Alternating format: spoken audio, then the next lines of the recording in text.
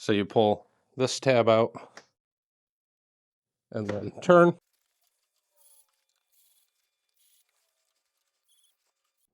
All right, before I go, I just wanted to leave you with this, which is the Lubricants and Capacity Owner's Manual.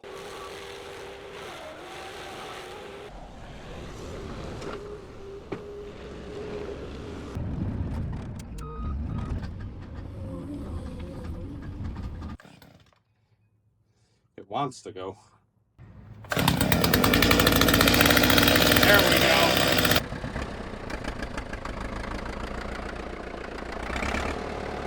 If you like this content, don't forget to like, comment, share, and subscribe.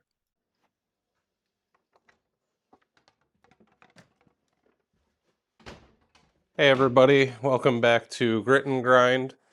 So as you can tell by our title and the thumbnail, it is time to do just a little bit of once over before we go get out in the snow. So we turn around over here. I got a good, well, open this up for you. I got a good couple inches in the driveway. And it's really light and fluffy. But we definitely want to push this out before it gets any worse, especially the end of the driveway, which you can kind of see the UPS driver actually turned around back there. And there is a decent amount of snow in the entrance, which always happens this time of year because the plows are going by. So we're going to do a couple things. We're going to check fluids in the front axles. We're going to grease everything. I'll show you what to grease on here. We're going to check transmission / hydraulic, which is in the back here. And then we will get ready to plow some snow. All right. So without further ado, let's get to it. So first thing that I want to check is actually under the hood. We're going to check filters, engine oil. And on this hood, on the left here is a button. On the right, you'll notice no button. So all you do is hit that and lift up. You have easy access to your air filter, battery, reservoir for coolant, which we're good. We're not exactly to low, but we're good on that right now. So we'll check that in a minute. But if you come over to here on the left-hand side of the machine, you'll notice, and you may be looking around and it's kind of hard to see. It's a little dark in here. But if you're looking for a dipstick, you'll see your oil fill right there. But if you have a loader, dipstick is kind of hidden. If it's just the bare tractor and no loader, then it's pretty easy to get to. But it is going to be, and I'm trying to see a good way to get you guys in here. Okay, a little bit easier to see. So right now where this loader arm comes down, you can see it right there. If we pull it and check it, focus, it's full. It's all the way up to the full mark. So we're going to put that back, which is definitely harder to do one-handed holding the camera, just like that. So that's good. The other thing we're going to check while this is up is going to be air filter. But one thing I want to show you on here, for front axles, when checking those and filling those, you could fill from here, and this cap is plastic, it just unscrews. And you would think because it unscrews so easily, this would be where you check it, but no, this is just a vent. So we're actually going to put that back. And the other thing we're going to check right here is water separator. And I'm actually looking. It's good for right this second, so I don't need to let anything out of there. But your water separator is right there. You would just open that little petcock on the bottom. If we come around to the other side of the tractor, again, we're going to check air filter. So you pull this tab out and then turn, comes off. Set your cap on your nice easy DZ bumper. This filter actually looks really good, which makes sense. We don't have a lot of hours on here. And it's just the exterior filter, not an inner filter. So we're going to go put that back for now. Seats itself in. And then your cap. Put on, twist, back in. So now we're good under the hood. So I'm just going to close this. And you can hear it snap and lock into place and it won't come up.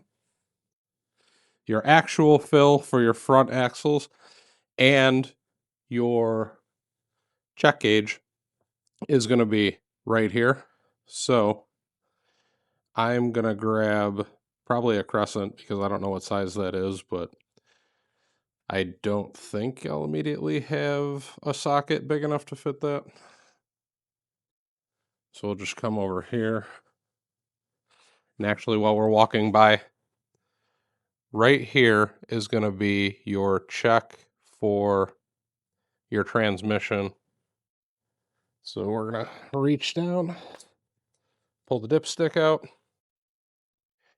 And it's hard for you to see on camera because it won't focus and transmission oil is clear, but it is all the way to the full mark. So we're going to install that right back, right inside of the 3-point there. Come around. Oh, crescent, crescent, crescent. Where are you, crescent?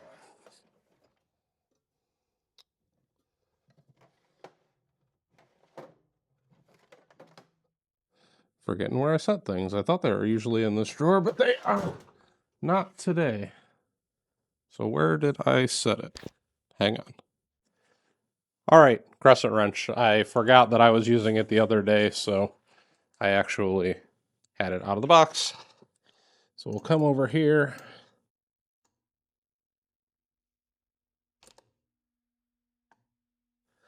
Take that off.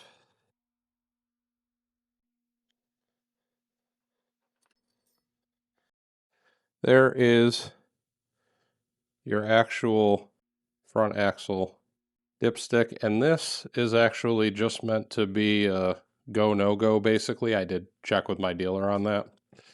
So anywhere in these lines is technically fine, but he did mention that he fills them all the way up to the top. When doing these, wipe that off, reinstall, and the only way to get an accurate measurement is going to be to run that all the way in till it stops, and then unscrew it all the way out. And it's hard for you to see, but it's down about there. So I'm going to add some to this. And I'm told that that's pretty common for these LS tractors when you're first breaking them in, especially because you have fluid that does both sides of these axles. So it's pretty common when breaking these in that you will find you have to add some fluid to there. And I called my dealer, set that there for a minute, and asked him what they put in there. So it wasn't specifically Lucas, but the manual, which I did check before calling him, does account for 80W90, or you can use SAE 80 weight gear oil. So I'm going to add some to this so we make sure that's good to go. That should really be my last step besides greasing, which I'll show you all the grease points on this machine with the loader once we get this filled. But let me fill this first, and then I'll bring you back. So the one thing that I don't actually know here is how much we have to put in before this is technically filled. So this is the first time I'm doing it. We're going to be cautious about how much we put in there. So I'm just going to go a little bit at a time.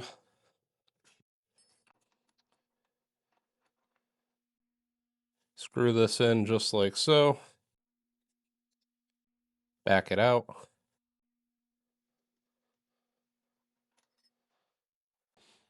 And added a little bit, but not that much, so we're going to have to add probably quite a bit to this.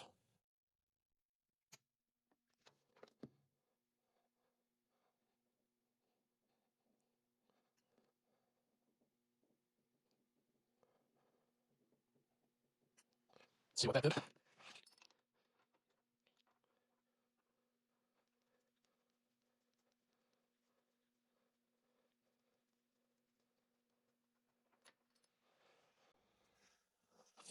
Getting there.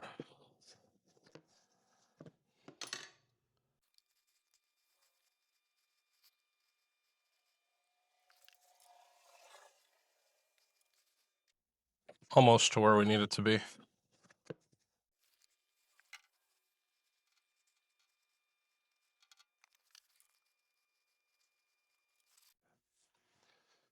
Okay. I know this isn't going to show up well on camera, and I won't get this to focus that good, but we are to the top. So the one thing to note with this is that they say to check it on level ground, just like you are, and then actually run it for a little bit because it'll settle between the entire axle. So it might go down again, but we're back up to the top, so that makes me feel a lot better. So we will reinstall this, and then we'll go on to the last step, which is going to be greasing everything that needs to be greased. So before I actually go ahead and grease all these grease fittings, and I'll throw you up and you can watch me do that a little bit quicker, I want to show you what you have for the loader. There is a grease fitting right, focus right there. It's covered in grease. And anything that I'm showing you right now, same thing on the other side. So double all of these that you're seeing. So you got one right there,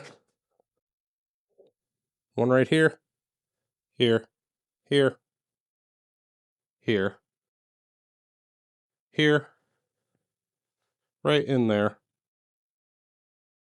right there. So double everything that you see here on the other side. And if you don't have the loader, it becomes a lot easier to grease this machine because front axle on this side has a grease fitting right there for your actual steering cylinder. And then if you come under the tractor, you got one right there and a final one right here to grease. So I am going to grab one of my more favorite tools, Milwaukee M12 grease gun. I did an entire video on this. If you don't have one, I recommend getting one or getting the M18 version. My father has the M18 version because he has a lot more equipment than me, and I'm running 12s for all of my equipment. So I have this here, and make sure you upgrade with the Lock and Lube grease head. This is going to save you so much time, money, frustration. So we'll throw you up and let you watch this happen. All right, so just a couple pumps will do you.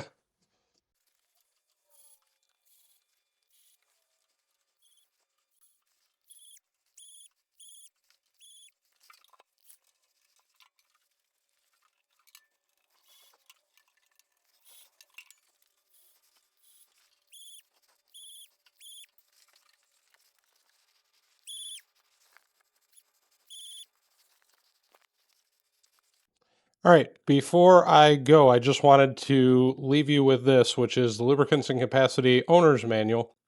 And I actually called my dealer and made some notes here so you can see my handwritten stuff. So for transmission oil, it's what they call for and what the dealer is putting into it, as well as what you can use. And you can see we did the 80W90 weight in there. As far as grease, just use a quality grease. You don't have to worry about that. And make sure that you consult your owner's manual and your dealer for any information. Here's the oil spec, and that note down there is what my dealer is putting in it for my area. So that's that. All right, guys, so that's going to wrap this one up. A couple of new things, actually. As you can see, I upgraded the audio, so hopefully you guys noticed that in the video.